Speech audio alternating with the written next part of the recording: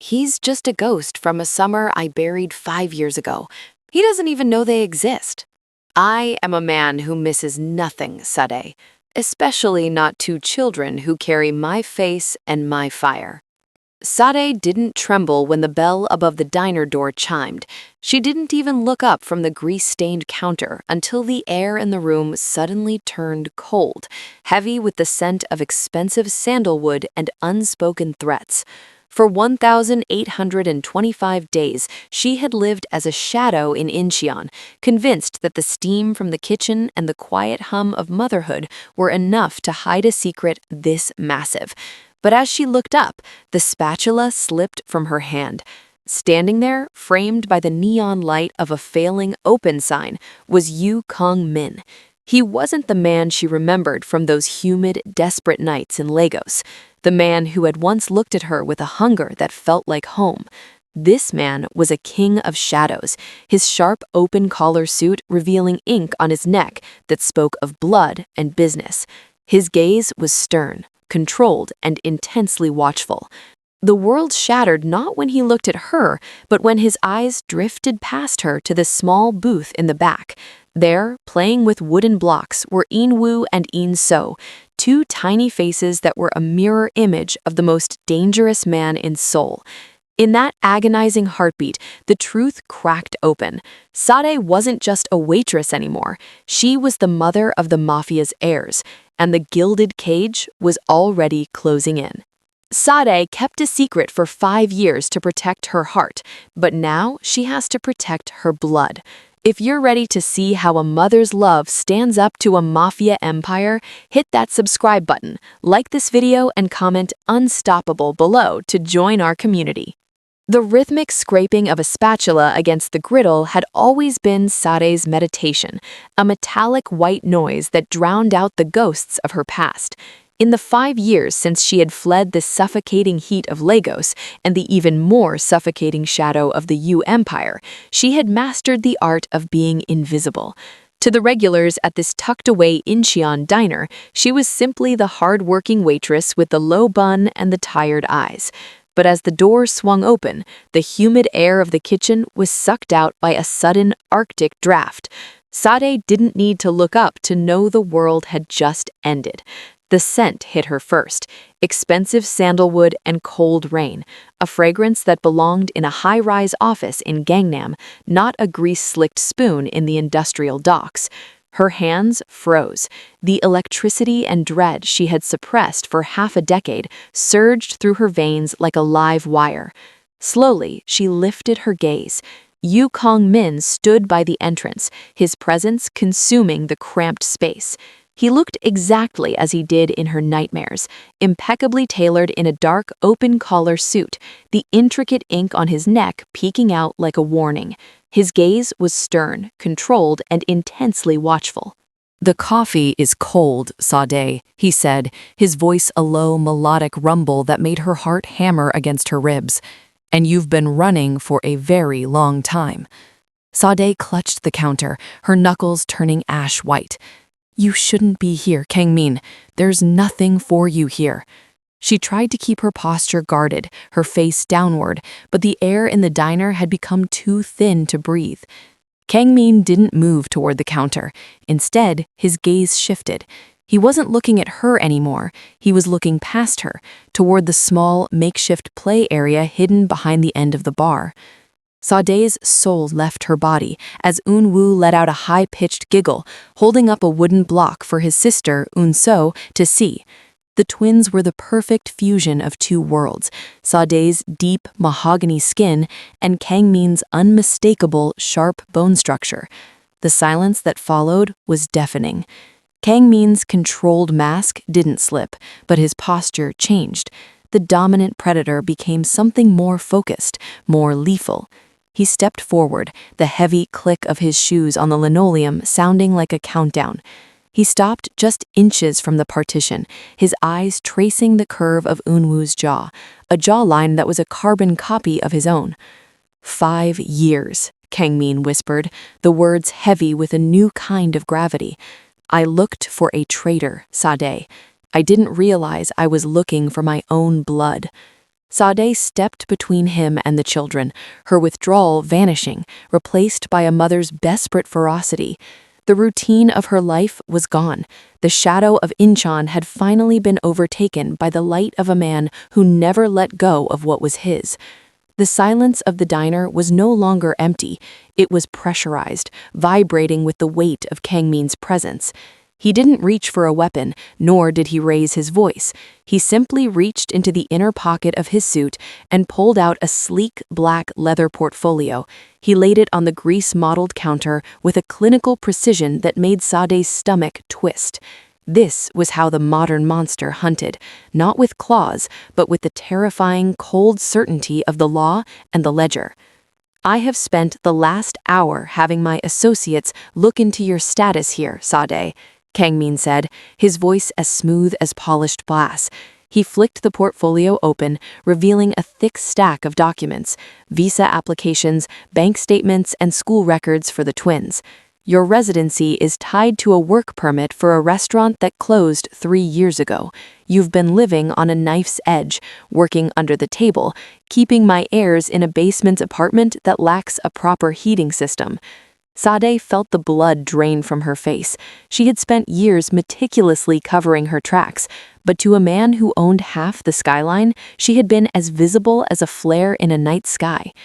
You have 2 choices, Kangmin continued, stepping closer until the scent of his sandalwood cologne felt like a physical weight on her chest. Option 1, I call the authorities. By dawn, you will be in a detention center pending deportation to Lagos. Because I am their biological father and a citizen of standing, Eun-woo and Eun-so will remain here. They will be raised by a state system that doesn't care for them, or by my mother, who will ensure they never hear your name again. Sade let out a choked sound, her hand flying to her mouth. The cruelty of the ultimatum was wrapped in a calm, almost helpful tone. Option 2, he said, his gaze dropping to the twins, who were now watching the strange man with wide, curious eyes. You pack a single bag for each of them. You come to my estate, you live as my guest, and the children live as my heirs. I will fix your papers, I will provide everything they have been denied, but you will be under my roof where I can see you. Sade looked at her children, her beautiful, innocent children who deserved more than the smell of old fry oil and the fear of a knock on the door. She looked back at Kangmin, seeing the tattoos on his neck that marked him as a predator. If she fled, she lost them. If she stayed, she entered the lion's den. I'll go, she whispered, her voice trembling, but her eyes finally meeting him with a spark of defiance. But don't think for a second that this is a surrender, Kangmin. I'm coming to make sure you don't turn them into what you are. Kangmin's lips didn't curve to a smile, but a flash of something, respect or perhaps predatory interest, flickered in his gray eyes. Then pack the bags, Sade. The car is waiting. The transition from the salt-aired dampness of Incheon to the sterile marble heights of the U estate felt like stepping onto another planet.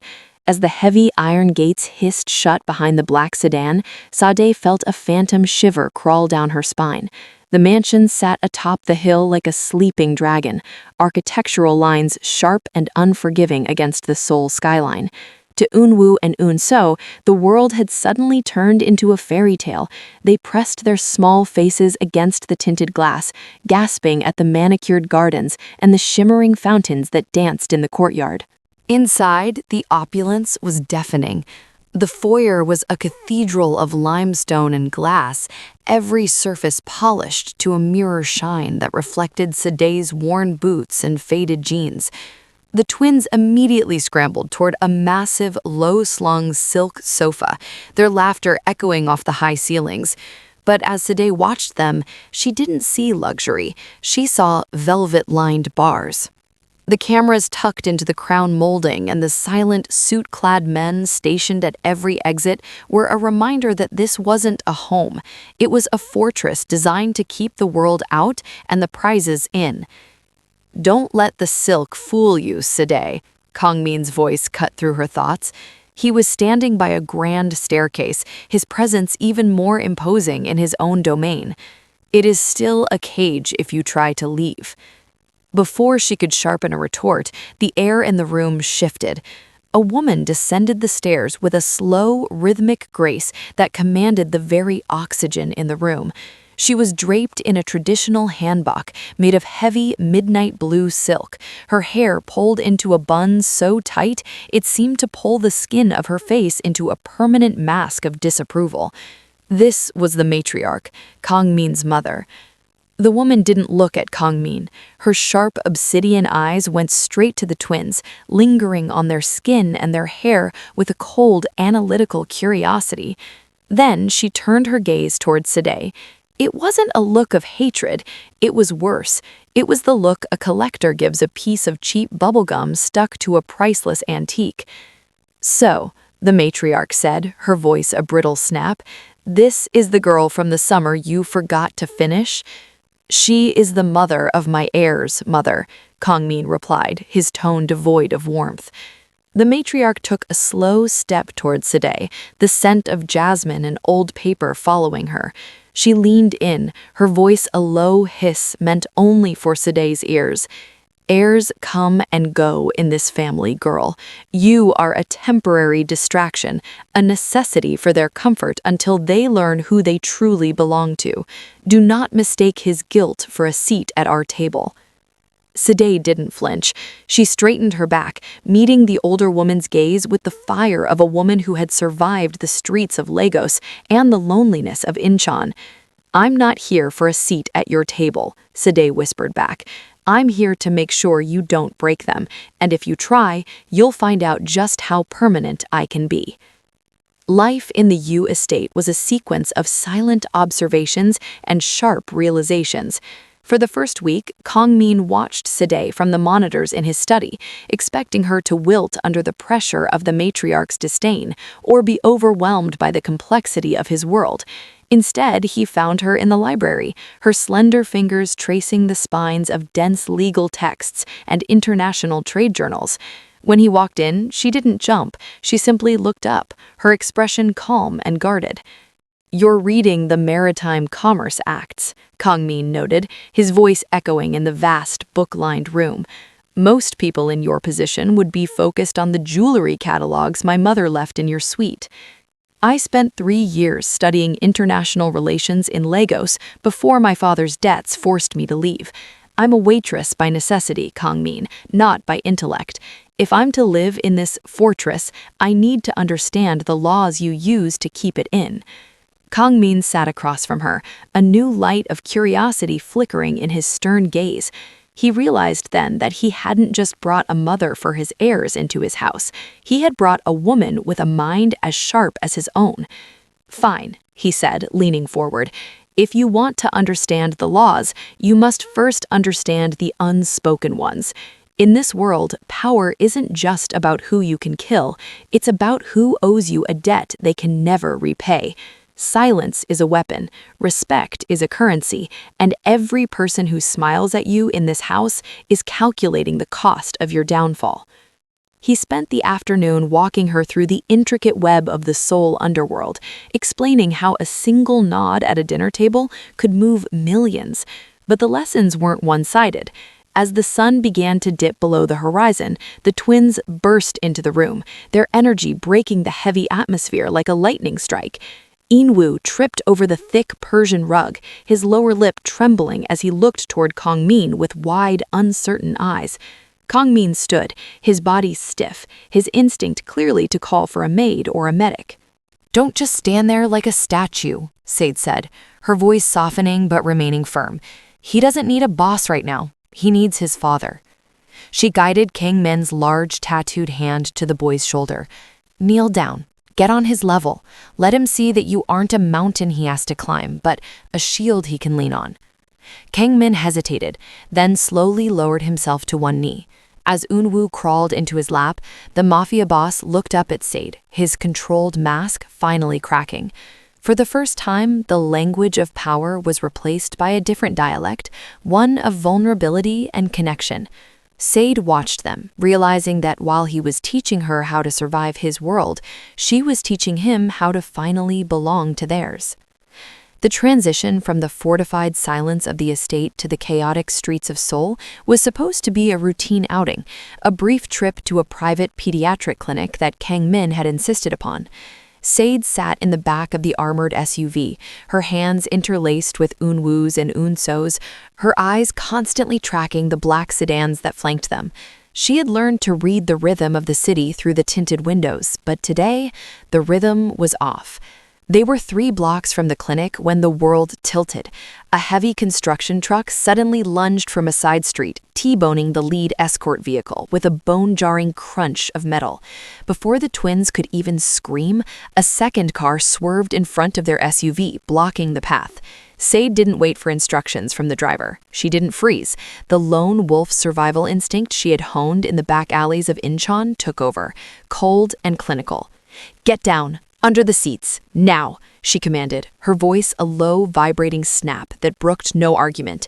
She shoved the twins into the footwell, shielding their small bodies with her own as the first staccato of gunfire peppered the reinforced glass. The driver, a stoic man named Han, who had served Kang Min for a decade, reached for his weapon, but a side window shattered as a motorcyclist drew level, tossing a flashbang toward the hood. The interior of the car was filled with a blinding white light and a roar that felt like it would split Sade's skull.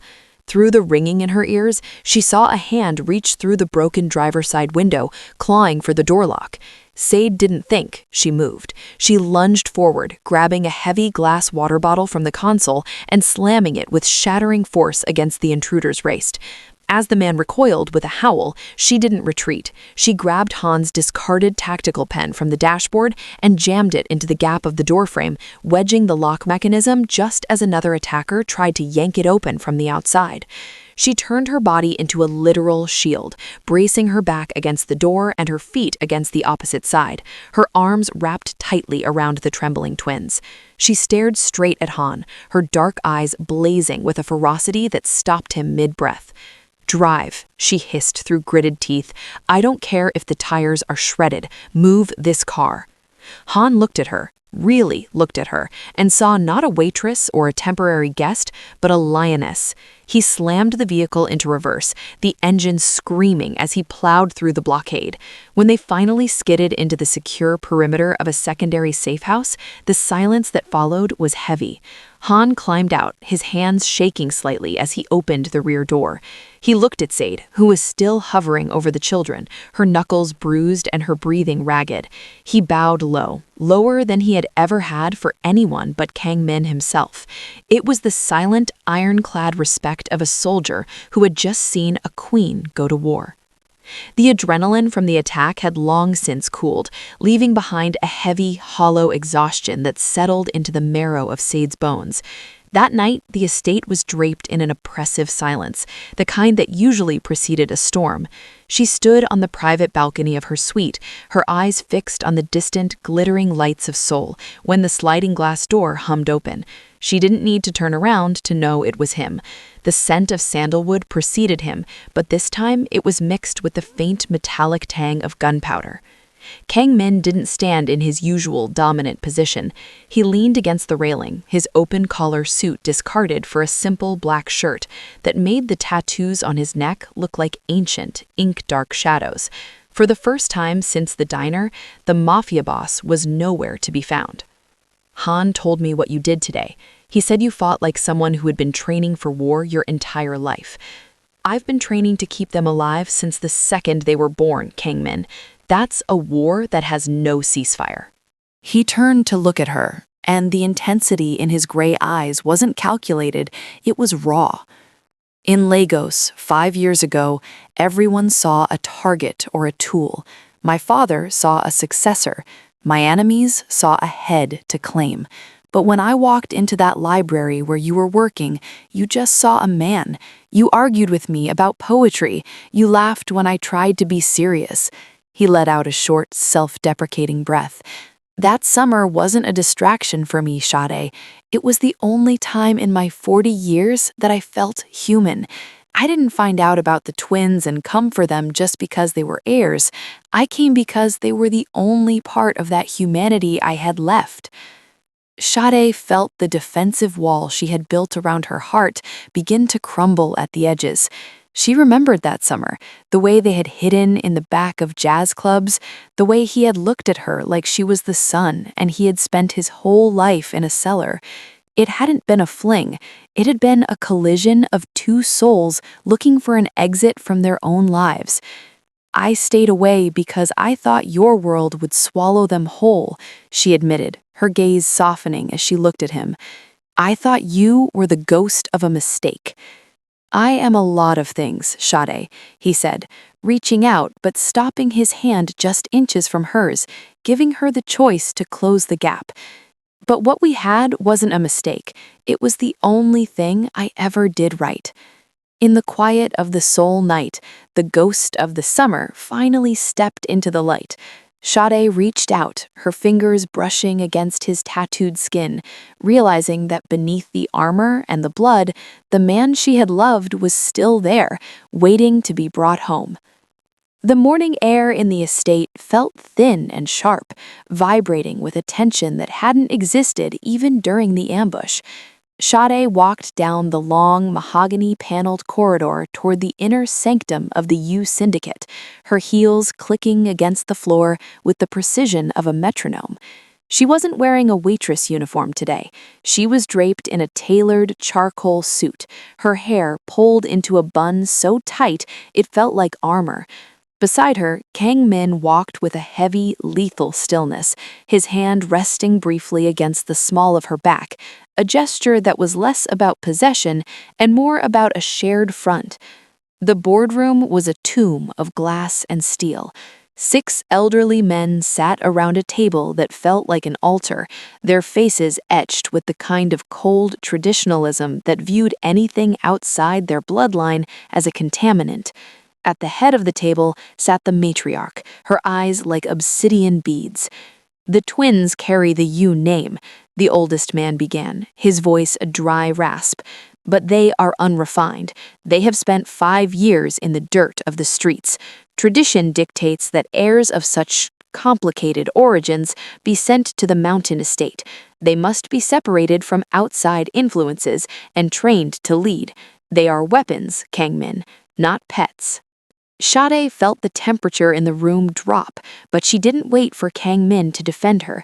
She stepped forward, leaning her hands on the polished table, staring directly into the eyes of the man who had spoken. "You speak of training them like they are dogs, but you are looking at the wrong threat.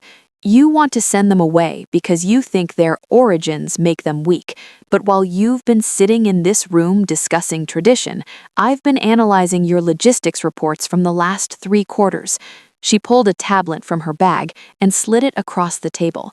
"Your shipping lanes in Busan are hemorrhaging 20% of their revenue because of a loophole in the new maritime labor laws, a loophole I identified in 20 minutes. If you send my children away, you lose the only person in this house who can see the vulnerabilities in your empire before your enemies do." The room went silent. The elders exchanged looks of stunned indignation, but Sade didn't let up. She leaned in closer to the matriarch. "I am not a temporary distraction. I am the mother of your future. You can try to take them and raise them as cold soldiers who will eventually turn on you, or you can keep us here and let me teach them how to actually rule. My intellect is far more dangerous to your enemies than a blade could ever be. Choose wisely." Kang Min suppressed a ghost of a smile as he watched the elders recoil. For the first time in the history of the syndicate, a woman, an outsider, hadn't just entered the room, she had rewritten the rules of the game. The trial was over. Sade hadn't just stood her ground, she had conquered it. The silence of the estate was shattered, not by a sound, but by the sudden, haunting absence of it. The constant hum of the security monitors in the hallway died, and the golden chandeliers flickered once before plunging the corridor into a suffocating darkness. Sade was in the nursery, buttoning Yunso's pajamas, when the heavy thud of the electronic locks engaging echoed through the walls. This wasn't a standard drill. The lockdown was internal. Through the window, she saw the sweep of flashlights in the garden, not the steady patrol of the loyalists, but the frantic, aggressive movements of a coup. The second in command, a man named Jun, who had stood behind Kang Min for a decade, was no longer in the shadows. He was leading the charge. "Sade." Kang Min's voice crackled over the emergency intercom, strained and breathless. "It's Jun. He's cut the perimeter. The main elevators are death traps. Get to the..." The line went dead with a burst of static. Sade didn't scream. She didn't have the luxury of panic. She grabbed the twins, pressing her fingers to her lips to signal the silence she had taught them in Incheon. She knew the elders and June expected her to hide in the panic room, a reinforced box that would eventually become a tomb once the oxygen was cut. But Sade had spent her weeks in the gilded fortress doing more than reading maritime law. She had mapped the bones of the house. She pulled back the heavy tapestry in the nursery, revealing the service panel she had discovered while following a draft of cold air. It wasn't a grand passage. It was a narrow, dust-choked maintenance shaft used for the estate's vintage plumbing. "Keep your eyes on my back," she whispered to the twins, her voice a steady anchor in the dark. "We're playing the shadow game, no noise, no matter what."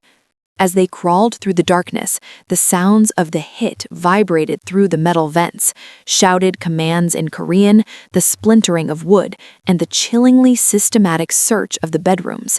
Sade used the light from her phone, dimmed to a sliver, to navigate the maze of pipes. She wasn't just a mother fleeing, she was a strategist. She had memorized the blueprints, realizing that this shaft bypassed the main security hub and led directly to the old wine cellar, a part of the house the modern guards ignored. When they reached the cellar door, Sade paused, her heart hammering against her ribs. She could hear footsteps above, the heavy boots of Jun's men. She reached into her pocket, pulling out a small canister of heavy-duty degreaser she had swiped from the kitchen days ago. She sprayed the hinges, ensuring the door opened without a single groan. They slipped into the cool, damp air of the cellar. Sade looked at her children, their eyes wide but their mouths shut tight, then looked back at the darkness of the tunnel. Jun thought he had trapped a waitress in a burning house. He didn't realize he had locked himself in with a woman who knew every secret exit in his world. The smoke from the night's violence still hung low over the estate's gardens, but the dawn air brought a clarity that had been missing for 5 years. Jun and his conspirators had been neutralized, dragged away by loyalists who had rallied the moment Sade led the twins safely into the compound's secondary command center. Kang Min stood in the center of the wreckage of his grand office, his shoulder bandaged and his face weary, but his eyes were fixed solely on the woman who had saved his legacy while he was fighting for his life. He didn't look like a mafia boss at that moment. He looked like a man who had finally seen the truth of his own strength. It wasn't in the number of soldiers he commanded, but in the fierce, unyielding brilliance of the woman standing before him. Sade was still smudged with the dust of the service tunnels, her charcoal suit torn at the hem, yet she stood with a regal posture that made the marble surrounding her look cheap. "You saved them," Kang Min said, his voice thick with an emotion he no longer tried to hide. "I told you, Kang Min," Sade replied, her voice steady even as she held the sleeping Yoon-so against her chest. "I don't play the game to win. I play to make sure my family survives." By noon, the remaining elders and the high-ranking officers of the syndicate were gathered in the main hall. The atmosphere was somber, heavy with the scent of ozone and the weight of a shifted power dynamic. Kang Min stepped onto the raised dais, but for the first time in the history of the Yu family, he didn't stand alone. He reached out his hand, and Sade took it, walking up to stand beside him. The twins stood between them, small but defiant symbols of a new era. For decades, this empire has been built on the bones of tradition and the exclusion of anyone who didn't fit a specific mold. That tradition almost buried us today. It was an outsider, a woman you deemed a distraction, who navigated the darkness when your own soldiers failed. He turned to Sade, his gaze a public declaration of a deep, private bond. Sade Balugan is not a guest. She is not a secret. She is my partner, my equal, and the mother of the future of this organization. Yunwoo and Unseo are my heirs, and they will be raised not just in my world, but in hers. From this day forward, we do not rule by blood alone, but by the fire and the intellect that saved this house. A ripple of shock went through the room, but no one dared speak. The king had found his queen, and as Sade looked out at the assembly, she realized she was no longer hiding in the shadows of Incheon. She had rewritten the script of her life, turning a gilded cage into a throne built on her own terms. The seasons in Seoul shifted, but the iron-cold grip of the old ways had thawed for good. In the years that followed the coup, the Yu estate transformed from a silent fortress into a vibrant home, where the scent of Nigerian jollof rice often mingled with the savory aroma of Korean galbi. Sade stood in the center of this new world, no longer a fugitive of fate, but the architect of a dynasty. She had learned that identity was not a static thing one was born with, but a tapestry woven through the courage to adapt without losing one's soul. The educational value of their journey lay in the profound truth that family isn't merely a product of blood, it is a daily choice to stay, to protect, and to respect. While the world saw a mafia boss and a waitress, the reality was a partnership of two survivors who realized that their differences were not liabilities, but the very tools needed to build something unbreakable. This cultural synthesis became the syndicate's greatest strength.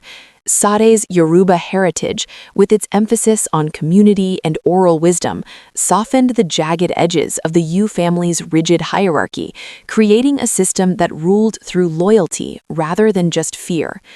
Sade's journey from serving tables to ruling an empire served as a testament to the transformative power of female resilience. She proved that a woman's worth is not defined by her circumstances, but by her capacity to remain soft for her children while being steel for her enemies. By refusing to be broken by a violent system, she had managed to humanize it, turning a place of shadows into a sanctuary of belonging for her twins. Yunwoo and Unseo grew up speaking two languages and navigating two worlds, heirs to a legacy that taught them that true power lies in the heart's ability to bridge divides. As the sun set over the Han River, casting a golden glow over the family gathered on the terrace, Kang Min looked at Sade, his partner, his equal, and his savior. The ghost of the summer had become the light of his life, proving that sometimes the most unconventional paths lead to the most perfect destinations. Their story was no longer a scandal or a secret. It was a bridge between continents, a triumph of love over tradition, and a reminder that even the most rigid structures can be rebuilt by a hand guided by love. Sade went from serving tables to ruling an empire to protect her twins. If you enjoyed this journey of strength and love, subscribe for more stories where the underdog becomes the queen. Thank you for listening. See you in the next one.